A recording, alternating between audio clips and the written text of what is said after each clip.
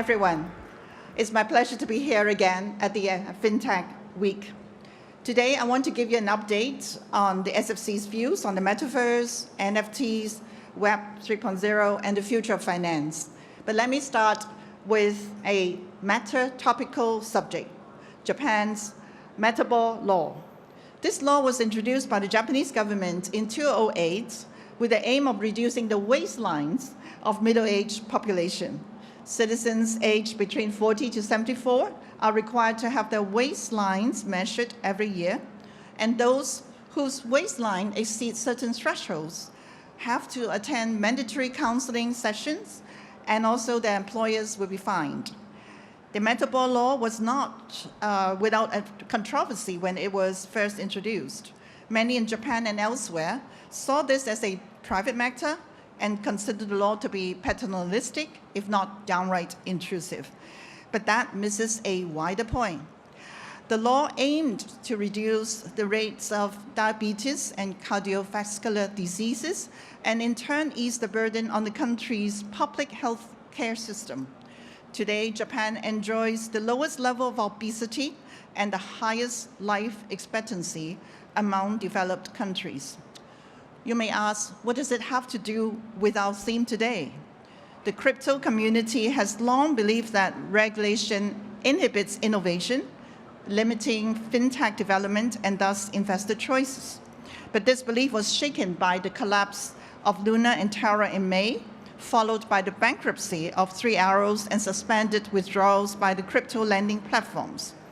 Just like obesity, the excesses of certain crypto firms threaten not just their own well-being, but that of the investors and the entire crypto ecosystem. The market capitalization of crypto assets has now shrunk to about $1 trillion from the peak of $3 trillion a year ago.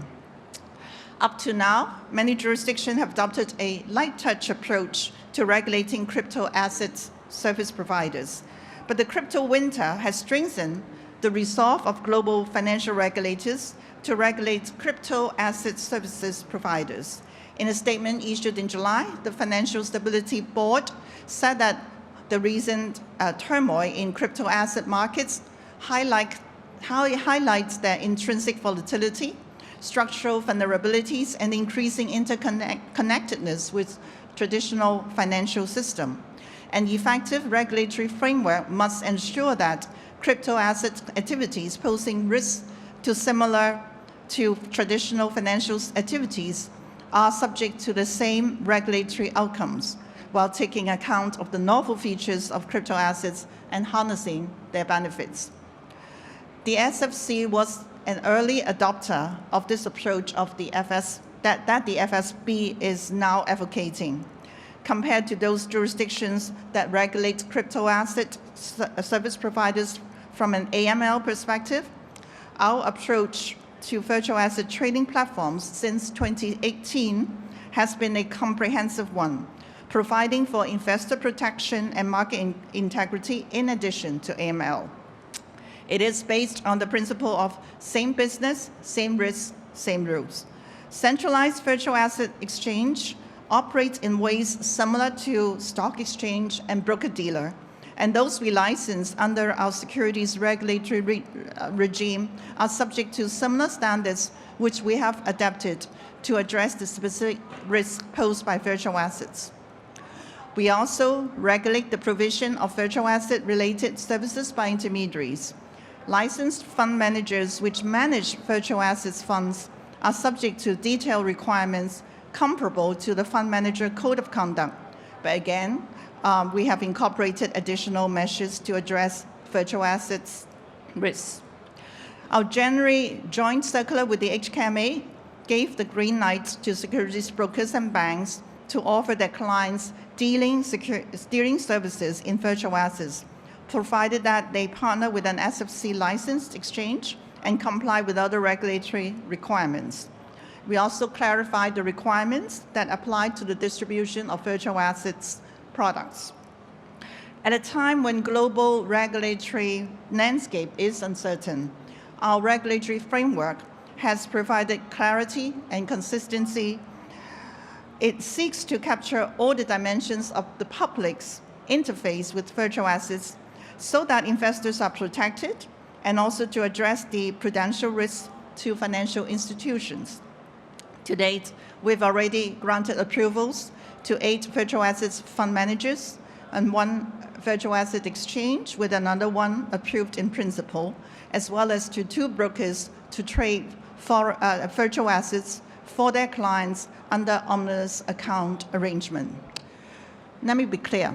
By adopting this approach, we are supportive of the underlying innovative technology, DLT. We are also welcome the growth of FinTech community in Hong Kong. NFTs, the Metaverse, and Web 3.0 are beginning to reshape our lives. As we have heard from so many speakers this morning, in particular, NFTs are now accepted as a new way to authenticate ownership and facilitate the transfer of artwork, music, videos, and a lot of commodities. Meanwhile, GameFi, which typically refers to blockchain games that incentivize players with tokens, is another area that is growing exponentially. All this innovation has spawned new economic activities in art, culture, gaming, and more. This is clearly something Hong Kong should support. There are many useful applications of DLT in global finance, and many financial institutions are exploring how to tokenize, fractionalize financial assets, or develop their own tokens on private blockchains in order to drive efficiency, provide transparency, and resolve some decades-old friction in clearing and settlement and payments. In decentralized finance, or DeFi, we see traditional financial products being replicated, but many of these activities are largely outside of any regulatory system. IOSCO's recent report on DeFi puts the total value of related transactions at more than US $250 billion, up from 19 billion a year before. The crypto winter shows that tapping these opportunities is far from straightforward, and in fact, they are fraught with risks and with a lot of harm to investors. Investor confidence in this space is undermined by the spillover of excessive risk-taking by few firms. Bringing crypto asset service providers into the regulatory fold is the only pathway to embrace innovation, and I will say more about it later on. Let me address the elephant in the room, the professional-only requirement for crypto asset customers. These include clients of SFC licensed trading platforms, securities token offerings, and virtual assets funds. When the SFC first introduced its regulatory framework for virtual assets in 2019, the crypto market was still relatively new. Given the novelty of our framework and the high volatility of crypto assets, we believed it was prudent to impose an overarching professional investor-only restriction, at least at the initial stage, even though there are robust guardrails designed for investor protection. 4 years have now passed. While crypto assets remain volatile, their global market capitalization has increased exponentially. From our own product survey, we note that investors bought 10 billion Hong Kong dollar in virtual assets funds via overseas platform in 2021, up from 8 million a year earlier. Investors now have a better understanding of the risks of trading these assets. In these 4 years, the crypto asset ecosystem has also made substantial advancement. More global financial institutions and service providers, such as traditional custodians, are entering this space and building institutional-grade infrastructure. Their entry has driven the growth of digital ecosystem, making it more sophisticated in providing services that are comparable to mainstream finance. We have also gained experience in regulating virtual asset trading platforms and fund managers. Given these developments, it is now an opportune time to review the PI-only requirement. In fact, our joint circular issued earlier this year already allowed the retail distribution of a limited suite of virtual asset-related derivative products trading on conventional exchanges overseas. Today, I'm happy to give you some updates on this front. The SFC has been actively looking to set up a regime to authorize ETFs which provide exposure to mainstream virtual assets with appropriate investor guardrails. We have come to believe that some initial concerns about virtual assets futures ETFs have become manageable and can be addressed with proper safeguards. Apart from existing requirements for ETFs, virtual assets futures ETFs will also be subject to additional requirements related to its management company, investment strategy, disclosure, and investor education. At the initial stage, we expect the underlying assets to be confined to Bitcoin futures and Ether futures traded on the Chicago Mercantile Exchange. More information will be available later today when the SFC will issue a circular on the authorization of virtual assets futures ETFs for public offering in Hong Kong. Another update we have for you today is on STOs, the security token offerings. The SFC sees potential benefits in the use of DLT in the security issuance and trading, which may bring efficiency, transparency, and lower costs to traditional finance. In 2019, we issued a high-level statement to clarify how our regulatory requirements apply to parties engaging in STOs, including offerings only to professional investors. The landscape has evolved considerably, and since then, STOs are gaining traction among traditional financial institutions. And many of them are keen to tokenize traditional financial instruments, such as debt securities or investment fund units. We are prepared to adjust our regulatory response and allow retail access if proper safeguards are put in place. Our preliminary view is that tokenized securities, a digital representation of traditional securities on a blockchain, should be treated in a similar way as existing financial instruments. In substance, they have similar terms, features, and risks as traditional securities. So it does not seem appropriate to classify them as complex products merely because they are issued or traded on a blockchain. Under this approach, a tokenized plain vanilla bond will be classified as a non-complex product, and therefore the firms distributing it will be subject only to existing requirements for the distribution of conventional securities, consistent with our same business, same risks, and same rules approach. However, the position will be different when a token features are more novel and complicated and does not have the legal wrapper of a financial instrument. Examples are fractionalized asset-backed tokens or tokens representing an income stream from projects. Depending on their terms and features, they will probably be classified as a complex product, and the licensed firm distributing them will need to ensure suitability and provide minimum information and warning statements. They will also be subject to the overarching PI-only restriction.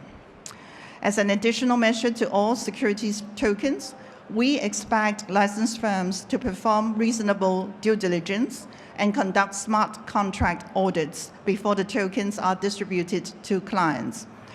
Consequently, we will also revisit the requirements for listing security tokens on licensed virtual assets exchanges and see if any modifications should be made. With these proposals in mind, we are working on a circular to set out the modified security token regime in detail, and we will publish it when ready. My last update relates to the public consultation on the new virtual asset service provider regime. Currently, under the legislative process, the AML Amendment Bill makes it mandatory for centralized virtual asset exchange offering services in Hong Kong to be licensed by the SFC. Upon the passage of the bill, the SFC will consult the public on the more detailed requirements. During the bill's come stage, a lot of feedback was received from the LegCo members and the public on whether access to the SFC licensed platforms should be restricted to professional investors only, even though this is not hardwired into the bill. Those arguing for PI requirements said that relaxation would legitimize crypto assets. Those in favor of retail access to SFC licensed platforms claim that denying access would push retail investors to trade on online virtual asset trading platforms located overseas and are subject to little or no regulation. In fact, some are downright fraud. In light of the feedback, the SFC is minded to consult the public on whether the PI-only requirement could be relaxed, and if so, what should the governance procedures and the listing criteria for the platforms to emit tokens for secondary market trading by retail investors. The SFC's FinTech team is now intensively self-consulting the industry and stakeholders on this and other issues before finalizing the proposals. Ladies and gentlemen, in closing, I'd like to say we could be on the cusp of the future of finance if we get it right. But that's a big if.